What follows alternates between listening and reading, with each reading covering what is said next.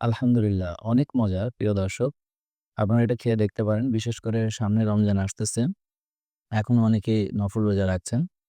তো ইফতারির পরে এই ড্রিংকসটা খেলে দেখবেন যে আপনার আর কোনো ক্ষুধা বা সারাদিনের যে রোজার ক্লান্তি মুহূর্তে উধাও হয়ে যাবে। আপনারা ট্রাই করে দেখতে পারেন। তো এটা সব ধরনের রোগেই উপকার। প্রদাহজনিত যত ধরনের রোগ আছে সবগুলোতে এটা কার্যকর। এবং আপনারা জানেন যে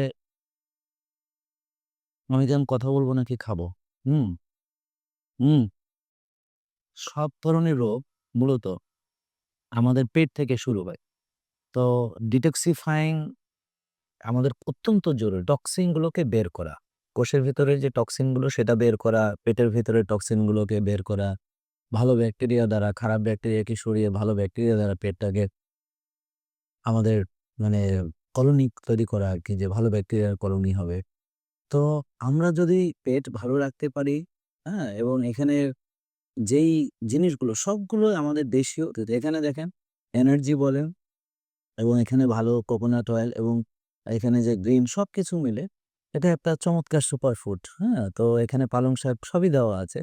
এখানে এমন কোনো ইনগ্রেডিয়েন্ট নাই যেটা দেওয়ার বাকি নেই। তো প্রিয় দর্শক পিঙ্ক সল্টটা আমি কিন্তু পরে এড করে নিয়েছি আরকি। হ্যাঁ? পিঙ্ক সল্টটা তখন বলতে ভুলে গেছিলাম। তো এটা এড করে নিয়েছি পিঙ্ক সল্ট এবং লেবুটাও চিপে দেওয়া হয়েছে।